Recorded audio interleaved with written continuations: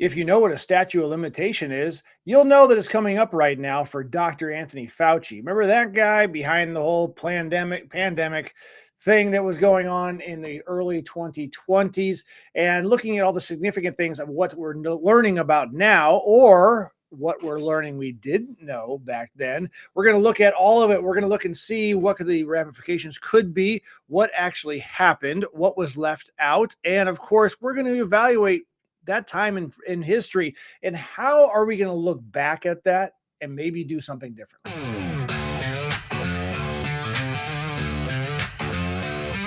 If I'm being honest, and you'll notice real quick that I changed my shirt. And the reason behind that thing right there is the fact that I did an entire video. I went to publish it. I put it all up on YouTube. I did a whole bunch of things in order to launch this today.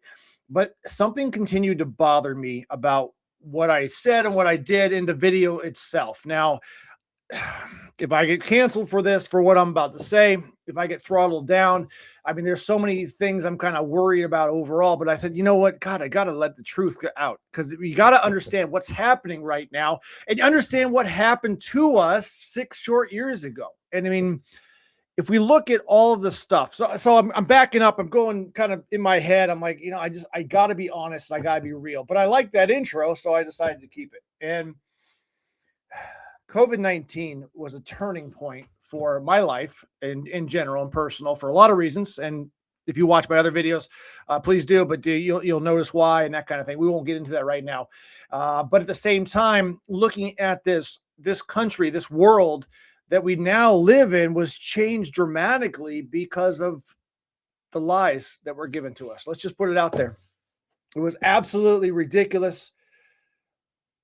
The pressures, the bad things that happen with vaccines, it's coming out now, and 6 years later, and we want to make sure that the people are punished that lied to us. There you go. That's it. Cancel me. Shut it off now. You won't see this. I don't know. We'll see how the algorithm works, but that's where I'm at with this scenario right now. And so I want to go into the report. This is the report that's happening right now, late April 2026. And so we're looking at this, what's going on. Ron Johnson, senator from Wisconsin, came out. He is the chairman of the Senate Permanent Subcommittee on Investigations. And what he's saying and what he's delivering to the American people right now seriously cannot be swept under the rug. So he came out with a report. It's titled "Unmasked: How Biden health officials purposely turned a blind eye toward COVID-19 vaccine safety signals."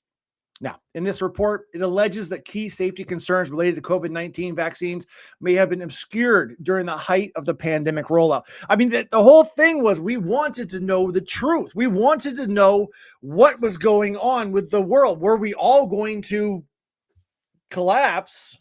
Using different words, just trying to throw it out there. But were we all going to not make it to see the next day because some pandemic was going to take over the world? Yeah, that's what they sold us.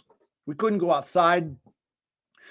We had to walk down one direction in a grocery store. We couldn't have guys that were boogie boarding, one single guy by himself in the middle of the ocean, not the middle, but on the coastline of the ocean, got arrested for being on a beach by himself. You had to wear a mask no matter what. You couldn't board an airplane. You couldn't eat. I mean, there's so many things that God, there. And you couldn't do it because someone told us that we were all going to pass. And I look at it back like, man, the boy who cried wolf, if something were legitimately going to happen in the future where it could be like a horrible bubonic plague kind of deal, would we even pay attention? Because we're like, hey, we're not listening to you anymore because you lied to us last time. That's my fear. I mean, of course, the plague's the big fear, but at the same time, my fear is people aren't going to listen for various reasons.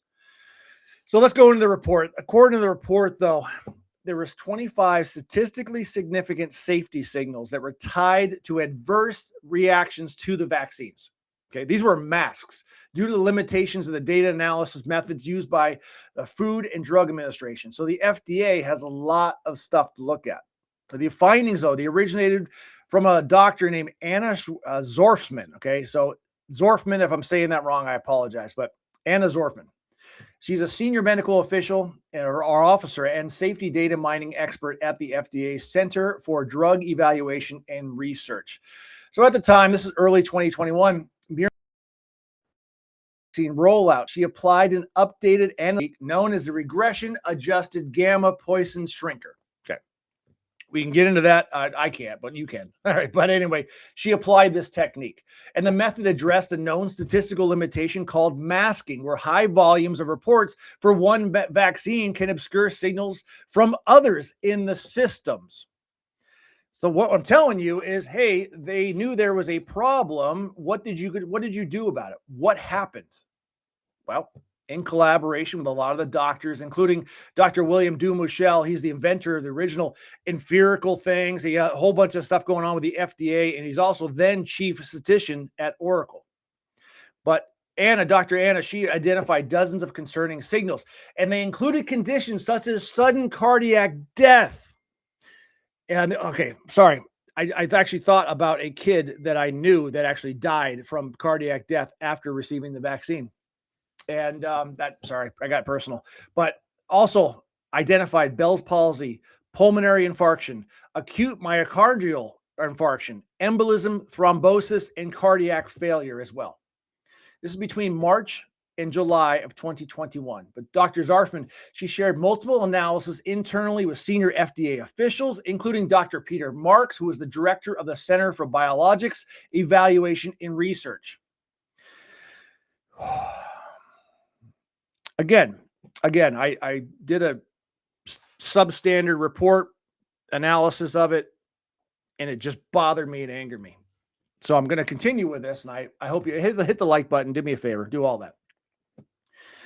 But despite sharing the findings internally, the report claims her work was largely dismissed, and she was eventually instructed to stop her analysis. Think about that. You got a scientist who is basically a backstop, who has an expert in her field of analysis, and you're told, yeah, stop doing that. We don't care. FDA leadership reportedly viewed the enhanced methodology as potential major distraction that could fuel anti-vaccine sentiment, opting instead to rely on standard multi-item gamma poison shrinker systems, despite the awareness of its masking limitations. So in collaboration with Dr. Dumichel, further examination revealed 49 instances of what was described as extreme masking, suggesting that existing methodologies may have failed to detect critical safety issues. Issues that a peer-reviewed 2022 paper by Schwarzman, Dumichel, and colleagues in drug and safety also highlighted as well. Okay, so we bring all this up. Where are we at now? April, May 2026. The pressure is mounting in Washington right now because of the recent indictment for Dr. David Morens, who I haven't said yet on this one, but he's a longtime senior advisor to Anthony Fauci. Now, Dr. Anthony Fauci was the head of this. He was the guy that was throwing out the first pitch at baseball games, had statues to him, had songs written about him, had all the kinds of things written and done for him because he was saving the world. That guy, if you forgot about who that was. But this is from the National Institute of Allergy and Infectious Diseases from 2006 to 2022. It intensified for calls for a broader accountability. Now, right now, as I'm doing this, a federal grand jury in Maryland is charging Morens with multiple felony counts, including conspiracy, obstruction of justice, and concealment or destruction of federal records. What did he know? What did he destroy? What did he lie to the American people about? Yeah. So the U.S. Department of Justice alleges that these actions represent a serious breach of public trust. No shit. I mean, honestly, right? Hey, I'm reading that report, putting my own feelings into it, which I don't usually do. But so the prosecutors now are claiming that Morens used personal Gmail accounts to evade the Freedom of Information Act. If you're familiar with the FOIA request, that's what it is, the Freedom of Information Act. So we can go after and actually ask what was going on. He avoided that by using a personal Gmail account. So this also concealed the records related to COVID-19 research and the funding for it, including the grants that linked to bat coronavirus studies and the Wuhan Institute of Virology. So this back channel information is BS. But it allegedly included efforts to shield communications about the virus's origins and potentially risky research from public scrutiny. And the indictment references interactions with unnamed co-conspirators and a senior NIAID official, widely understood to be, Fauci. Although he's not charged, the statute of limitations is coming up right now. It's been so many years since the presentations to the Senate and the House, and a lot of the things he said. Rand Paul's been all over this. Congratulations to Rand Paul. But Republican from Kentucky, he has publicly called for further investigation. He's been saying this the entire time. Now, he's a doctor himself. You think a person would know at the same level of Dr. Fauci, you got Dr. Rand Paul. So congratulations on him for continuously doing this. But arguing right now that the official found to have misled Congress or destroyed records should face legal consequences. Now, the statute of limitations, like I said, is coming up. So this swift action right now, this is what we need to see for full accountability. So, of course, there's critics, advocacy groups. They've echoed these concerns as well, suggesting that Morens' case may represent only a small piece of a larger issue. And commentators argue that the broader question of transparency, both in vaccine safety and the monitoring of VIA systems like virology, in understanding the origins of the virus. All of this remains unsolved, right? We have no idea. So we were told.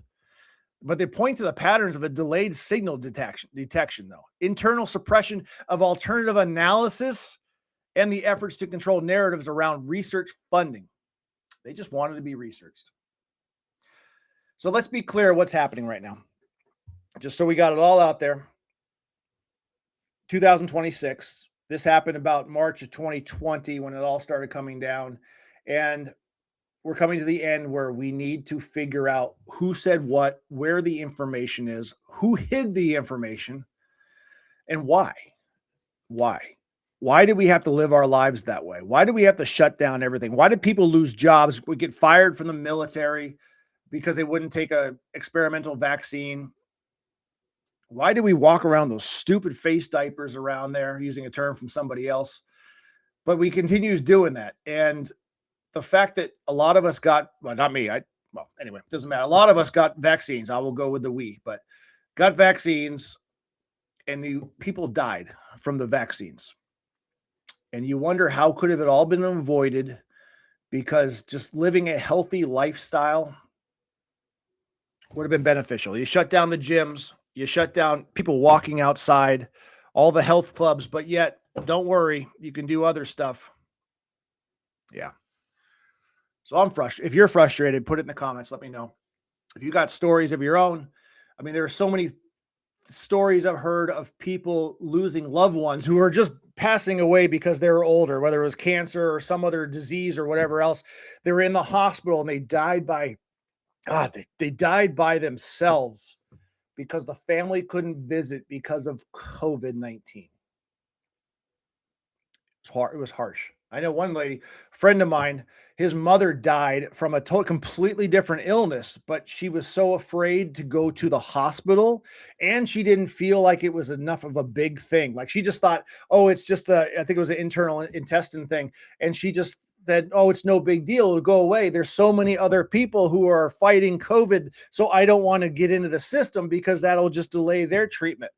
So she ended up dying at home and never went to the hospital. It's tough. It's tough. How are we going to look back in history in 5, 10, 15 years, 50, 100 years when we're all gone? But how are we going to look back at history and say, hey, yeah, I was there for that and I didn't do anything. Or I listened to people, or I trusted the government to tell me what was going on, only to find out later on that results were masked. That's where we're at right now. That's what's happening. I don't know how to explain it. I really don't. And I'm having trouble just even talking about it right now. I think this is probably more therapy than anything else. So if you got your own story, let me know. Let me know. That's where we're at right now. So please, again, like and subscribe. Go through a few of the videos. There's a lot of stuff coming out right now. You'll see a lot more happen as we unfold. If Fauci does get indicted, if he comes back, if he has to serve, if Morens has to actually respond to his questions as well, we're going to find the truth between lines.